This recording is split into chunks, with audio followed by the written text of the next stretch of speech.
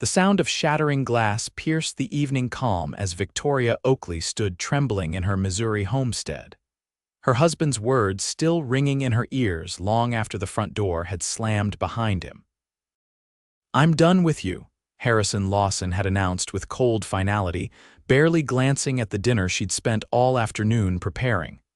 "Pack your things. By this time tomorrow, I expect you gone." It was 1876, and at 24, Victoria found herself abandoned and alone.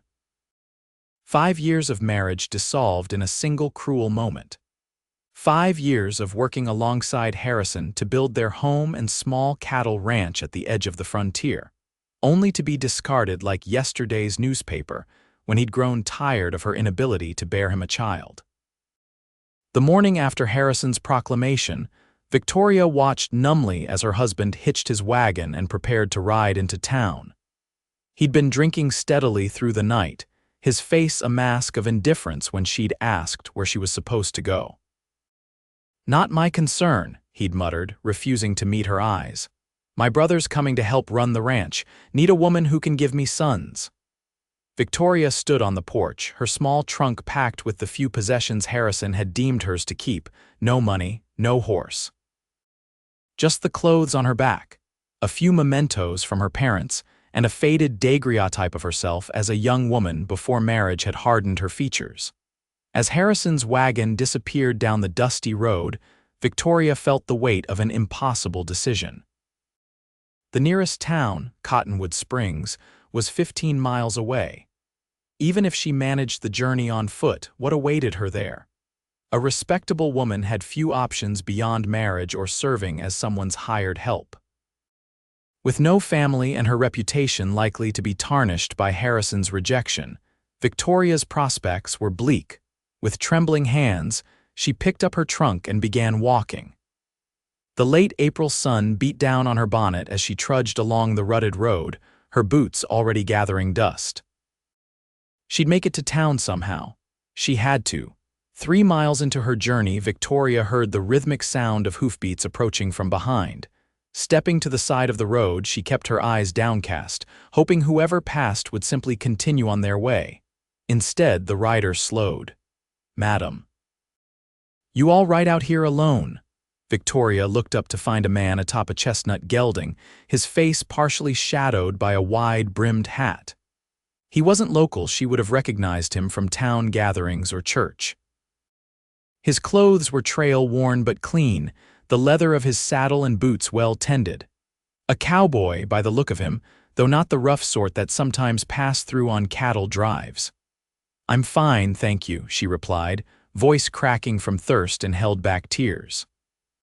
The stranger's eyes, a startling blue against his sun-bronzed face, surveyed her trunk, her dusty skirts, and the long, empty road ahead. "Forgive me for saying so, but you don't look fine." He dismounted in one fluid motion, removing his hat to reveal sandy brown hair. "Name's Henry Hayes. I'm heading to Cottonwood Springs. Might I offer you a ride, Mrs. Mrs. Victoria faltered, realizing she no longer wished to carry Harrison's name. "Victoria Oakley," she answered, reverting to her maiden name with a sudden surge of resolve. Henry's gaze flickered to her wedding band, but he asked no questions. "Well, Miss Oakley, it's a mighty long walk to town. My horse Copper here can carry us both, and I'd consider it an honor to ensure you arrive safely." Victoria hesitated. Accepting help from a strange man could be dangerous, but the alternative was continuing her lonely trek beneath the punishing sun with night approaching. Something in Henry's straightforward manner and respectful distance reassured her. "I would appreciate the ride, Mr. Hayes," she finally said, her pride bending to necessity. "Thank you." Henry secured her trunk behind his saddle before offering his hand. Victoria hesitated just a moment before placing her fingers in his calloused palm. His grip was firm yet gentle as he helped her mount, then swung up behind her. "Hold steady now," he said, reaching around her to take the reins. The solid warmth of him at her back was both alarming and oddly comforting after months of Harrison's cold shoulder. As they rode, Victoria gradually relaxed. Henry maintained a respectful silence, seeming to understand she wasn't ready to share her troubles. The steady rhythm of the horse beneath them and the vast open prairie surrounding them worked to soothe her frayed nerves. "Been working cattle up in Nebraska territory," Henry finally said as they crested a hill. "Heading south now to visit my sister in Cottonwood Springs. She runs the millinery shop there." "Mrs. Eleanor Walsh?" Victoria asked, surprised. "The milliner, that's her, widowed 2 years back. Runs the shop and raises her boy alone now." There was unmistakable pride in his voice.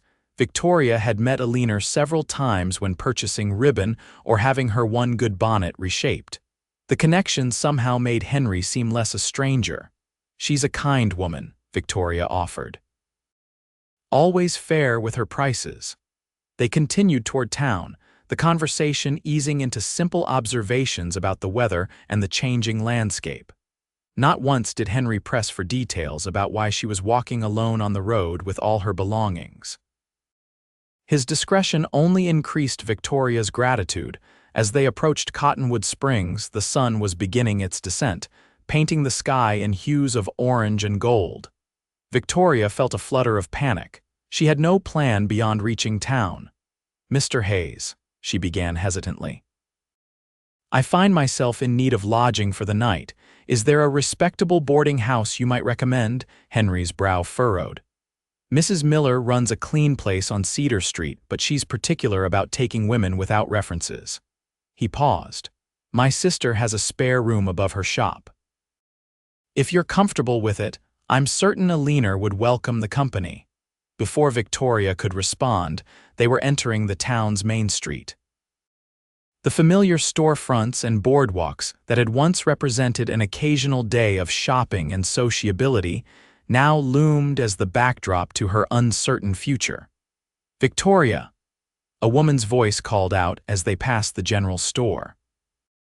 Emma Parker, the storekeeper's wife and one of Harrison's cousins, stood watching with undisguised curiosity as Victoria rode into town seated before a man who wasn't her husband.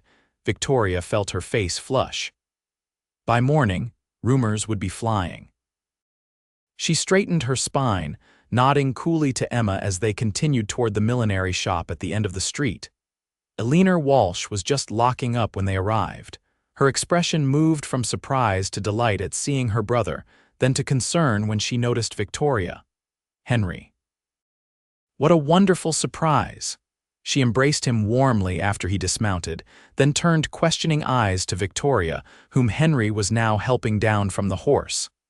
"Eleanor, may I present Mrs. Victoria Oakley? We met on the road and she's in need of lodging for the night.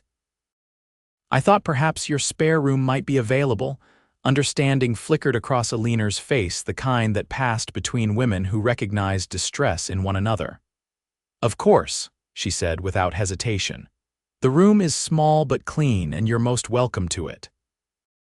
Later that evening, after a simple supper during which Eleanor had chatted easily about town happenings while her 10-year-old son Thomas peppered Henry with questions about his travels, Victoria found herself seated at the kitchen table with both siblings.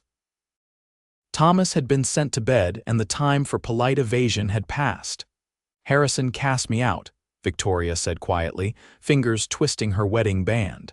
5 years married, and he's decided I'm barren and useless to him." Eleanor reached across to cover Victoria's hand with her own. "That man never deserved you." Victoria's head jerked up in surprise. "Small towns have few secrets," Eleanor explained gently. "I've seen the marks you've tried to hide when you've come to the shop, heard how he speaks to you in public." Victoria swallowed hard. "I have nowhere to go, no family. No means to support myself." Henry, who had been listening silently, spoke up. "You can stay here as long as you need. Eleanor could use help in the shop, couldn't you, Ellie?" Eleanor nodded. "Indeed I could. Spring brings wedding orders and my fingers can't keep up with the demand." "Do you sew, Victoria?" "Yes," Victoria answered, hope flickering faintly. "My mother taught me. I made all my own dresses before I married." "Then it's settled," Eleanor declared. "You'll stay and work with me until you decide what you want for your future." That night, in the small but tidy room above the millinery shop, Victoria removed her wedding ring and placed it in a small pouch. As she drifted towards sleep, she realized the band had left a pale circle on her finger, a reminder of bonds broken, but also of the possibility that some marks could fade with time. The next morning, Victoria woke to the sounds of the town coming to life, wagon wheels on the packed dirt of the main street, merchants setting up their wares, the distant whistle of the morning train. For the first time in years, she felt the stirring of possibility. Alina was already in the shop when Victoria came downstairs, arranging colorful ribbons and checking inventory. "Good morning," Alina greeted warmly. "Henry's gone to fetch your trunk from where he left it at the livery." Victoria felt a rush of gratitude. "He's been very kind, you both have." "My brother has a good heart," Alina said, measuring out a length of blue satin ribbon. "Too good sometimes. He feels things deeply." Before Victoria could respond, the shop bell jingled and Henry entered carrying her trunk. "Where would you like this?" he asked. "Just there by the counter will do," Alina directed. "Victoria will be staying and helping me in the shop." Henry's smile lit his features. "That's fine news." Over the next few days, Victoria settled into a rhythm at the millinery. Alina was a patient teacher, showing Victoria how to block hats and create the elaborate trimmings ladies favored. The work was detailed and absorbing, allowing Victoria's mind to focus on something other than her circumstances. Henry, meanwhile, made himself useful around town. Though he'd originally planned to continue south after visiting his sister, he seemed in no hurry to leave. He helped repair the millinery's sagging back steps, assisted the blacksmith with a difficult horse, and frequently appeared at meal times with fresh caught fish or a rabbit for the pot. A week after her arrival, Victoria was arranging a window display when she spotted Harrison striding purposefully toward the shop. Her hands froze on the hat she was positioning. "Alina," she called urgently, "my husband is coming." Alina appeared at her side. "You don't have to see him." But the shop bell was already jingling as Harrison pushed through the door, his face flushed with anger or drink, perhaps both. "There you are," he snapped, ignoring Alina completely. "Half the county's talking about you riding into town with some drifter. Now you're living above a shop like a common, 'Good morning, Mr. Lawson,'" Alina interrupted firmly. "This is a place of business. If you have personal matters to discuss with Mrs. Oakley, I suggest you do so at another time and in a more appropriate manner." Harrison's attention swung to Alina. "This doesn't concern you." "It concerns me when you burst into my establishment and threaten my assistant," Alina replied coolly. "Assistant?" Harrison scoffed, returning his glare to Victoria. "Playing shopgirl now, are you? You have responsibilities at home. I expect you back by sundown." Victoria's heart pounded, but she forced her voice to remain steady. "You made it quite clear I no longer have a home with you, Harrison. I've found employment here." "Employment?" Harrison's laugh was ugly. "And what does the drifter get in exchange for his protection?" The shop door opened again, and Henry stepped inside, his expression hardening as he took in the scene. "Is there a problem here, ladies?" he asked, moving to stand beside Victoria. Harrison sized him up, his lip curling. "So you're the cowboy who's been sniffing around my wife." "Ex-wife," Victoria corrected firmly, surprising even herself with her boldness. "You cast me aside, Harrison. You have no claim on me now." Harrison's face darkened. "That's not for you to decide." The law recognizes abandonment," Henry interrupted, his voice calm but firm. "And there are witnesses to your declaration that Mrs. Oakley was no longer welcome in your home." Victoria glanced at Henry, wondering how he knew this, then realized Alina must have been making inquiries on her behalf. Harrison took a threatening step forward. "This isn't over." "I believe it is," Henry replied, not backing down. "Mrs. Oakley has made her choice clear. I suggest you respect it." For a tense moment, Victoria feared Harrison might resort to violence. She'd seen his temper explode often enough. But something in Henry's steady gaze made him think better of it. With a final venomous glare at Victoria, Harrison stormed out, the shop bell jangling violently in his wake. When he was gone, Victoria's composure crumbled. Her knees weakened, and she might have fallen if Henry hadn't gently guided her to a chair. "I'm sorry," she whispered, mortified by her tears. "He's always had that effect on me." Henry knelt before her, his eyes level with hers. "You have nothing to apologize for," he said softly. "Nothing." In that moment, with Henry's steady gaze holding hers and his hand tentatively covering her trembling fingers, Victoria felt something shift inside her, something that had been locked away during her years with Harrison. It was too soon to name it, too fragile to examine, but it was there, a tiny spark of possibility. The confrontation with Harrison seemed to accelerate Victoria's healing. Each day that passed without him returning to make good on his threats allowed her to breathe a little easier. The work at the millinery kept her hands busy and her mind occupied, while meals with a leaner Thomas, and often Henry, became the highlights of her days. Henry, for his part, had taken a temporary position with a local rancher whose foreman had broken his leg.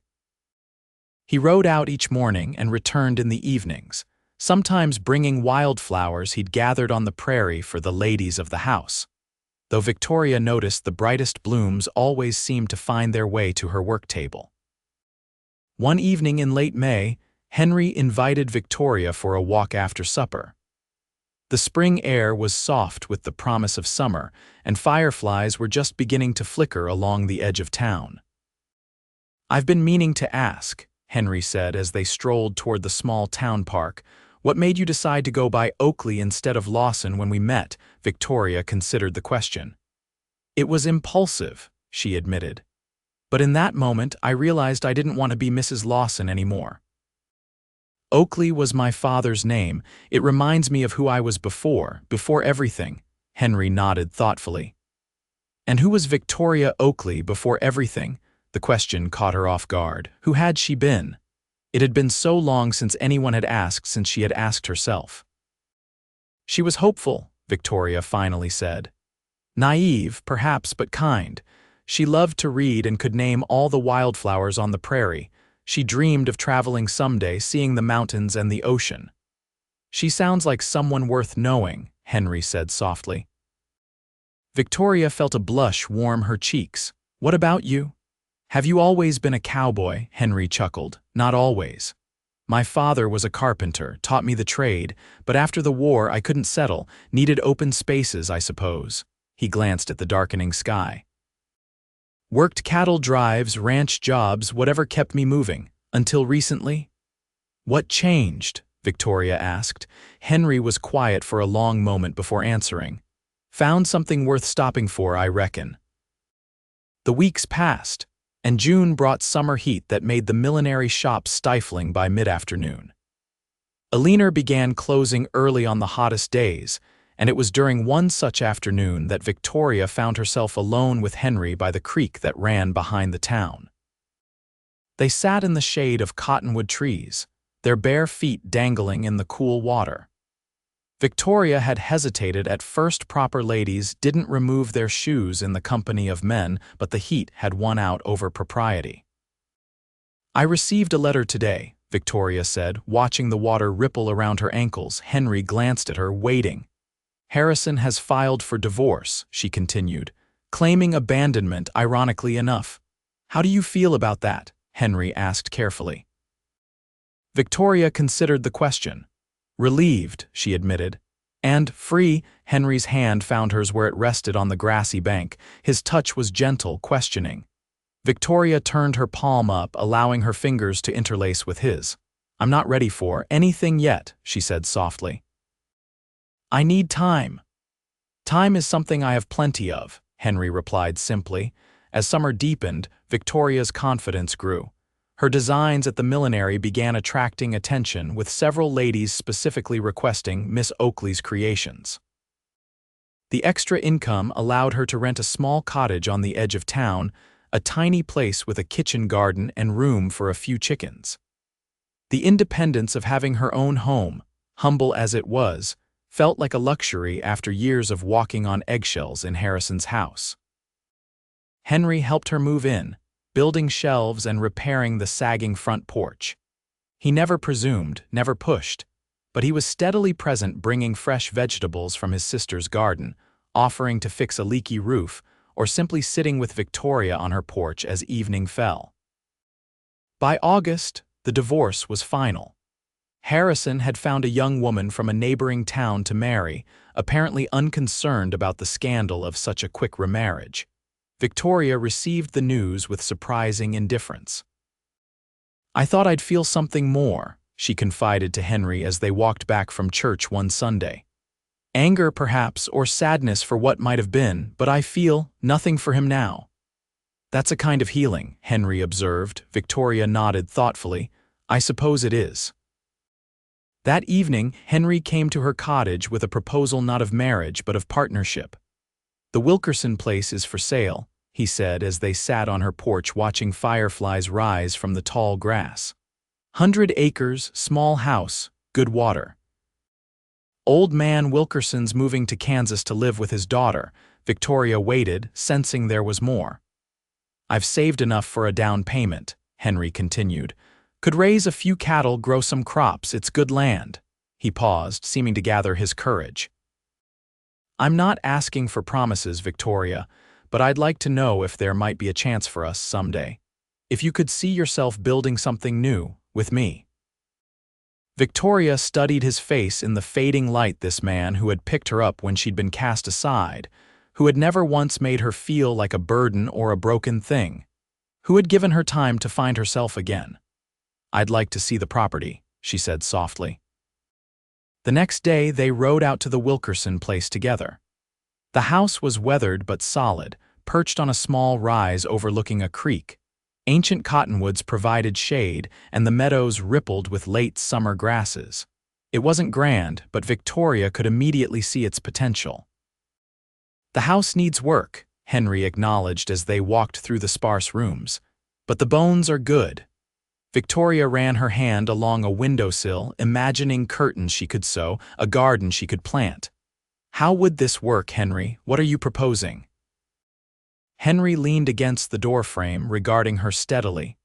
"I'm proposing we start as partners. I'll buy the land. You keep your independence, your work at the millinery if you wish. We'll build slowly, see what grows between us." "And if nothing grows?" Victoria had to ask. "If I can't give you what you deserve." Henry crossed the room and took her hands in his. "Victoria, you've already given me more than I ever expected to find. A reason to stop wandering. A purpose." He lifted her hand to his lips, pressing a gentle kiss to her knuckles. "I picked up your hand that day on the road, and I've found I don't want to let it go, but I will if that's what you need. Your happiness matters more to me than any dream of my own." Victoria felt tears welling. "No one has ever put my happiness first," she whispered. "Then they were fools," Henry said simply. In that moment, standing in the empty house with sunlight streaming through dusty windows and Henry's honest eyes fixed on hers, Victoria made her choice. Rising on tiptoe, she pressed her lips to his in a soft, questioning kiss. Henry remained perfectly still for a heartbeat, then his arms encircled her waist, drawing her closer as he returned the kiss with gentle reverence. When they finally parted, Victoria rested her forehead against his chest, listening to the steady beat of his heart. "Yes," she said softly. "Yes. Yes to partnership, yes to seeing what grows between us." She looked up at him, allowing him to see the hope and fear mingled in her eyes. Yes to not letting go. By November, the purchase of the Wilkerson place was complete. Henry moved into the house, while Victoria maintained her cottage in town. 3 days a week, she still worked at the millinery, having developed a reputation for her hat designs that brought customers from neighboring towns. The other days, she rode out to the ranch to help Henry with improvements to the house and planning for spring planting. They took their time, building trust in small moments, Henry teaching Victoria to ride her own horse rather than behind him, Victoria showing Henry how to coax vegetables from the stubborn prairie soil. They shared meals, stories, dreams, and gradually, more kisses, each one a little less hesitant than the last. Christmas brought heavy snow that blocked the roads between town and the ranch for nearly a week. When the path finally cleared, Henry arrived at Victoria's cottage with pine boughs for decoration and a small wooden box. "I was afraid I'd missed Christmas altogether," he said as he stomped snow from his boots. Victoria helped him hang the greenery, filling her small home with the fresh scent of pine. "Christmas isn't over until I say it's over," she declared with a playful smile that would have been unthinkable a year earlier. After supper, they sat before the fireplace, the crackling flames casting a warm glow over the room. Henry handed her the wooden box, watching nervously as she opened it. Inside, nestled on a bed of soft cloth, was a ring, a simple gold band set with a small pearl. "It was my mother's," Henry explained. "Not asking for an answer tonight, just wanted you to know where my heart stands." Victoria lifted the ring, admiring how it caught the firelight.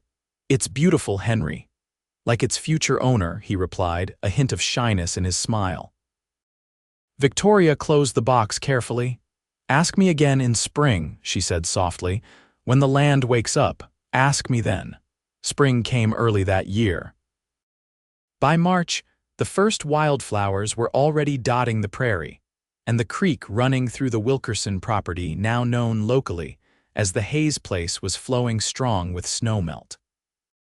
Victoria rode out one Sunday afternoon to find Henry planting a row of saplings along the drive leading to the house. "Apple trees," he explained as she dismounted. "Won't bear fruit for years, but I figured it's good to plant for the future." The symbolism wasn't lost on Victoria. She watched him work for a while, this man who thought in terms of years and decades rather than immediate gratification. Who built things meant to last. When he'd finished with the last sapling, Victoria took his dirt-stained hand in hers. "Ask me now," she said simply. Henry's eyes widened in surprise, then softened with understanding. He knelt in the fresh spring earth, still holding her hand. "Victoria Oakley," he said, his voice steady despite the emotion evident in his eyes. "I've loved you since the moment you looked up at me on that dusty road, too proud to ask for help but brave enough to accept it when offered. Would you do me the honor of becoming my wife? Of building a life here together?" Victoria's free hand moved to cup his cheek. "Yes," she answered, her voice clear and certain. "Yes, I will marry you, Henry Hayes." He rose and pulled her into his arms, kissing her with a joy that made her laugh against his lips. When they parted, he reached into his pocket and produced the ring box. "Been carrying this every day since Christmas," he admitted sheepishly. As he slid the pearl ring onto her finger, a perfect fit, Victoria felt the last shadows of her past recede. The pale circle where her wedding band had once rested was long gone, the skin tanned from days working alongside Henry in the sun. They were married 2 weeks later in a simple ceremony at the town church, with Alina as Victoria's attendant and Thomas proudly bearing the rings. The small reception was held at Victoria's cottage, which she would soon leave behind for the ranch house that she and Henry had spent months preparing for their life together.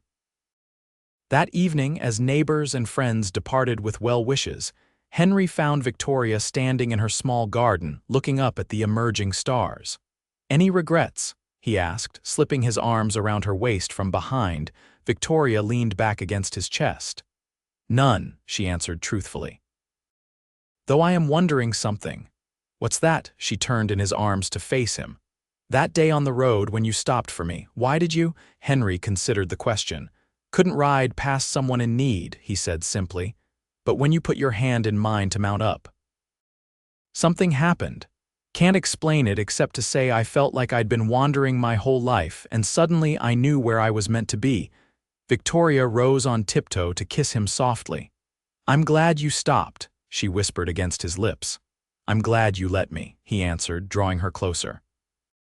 Above them, the vast prairie sky sparkled with possibilities as infinite as the stars themselves. Victoria had once believed her story was ending when Harrison cast her aside. Instead, she'd discovered it was only beginning when a kind cowboy picked up her hand and never let go.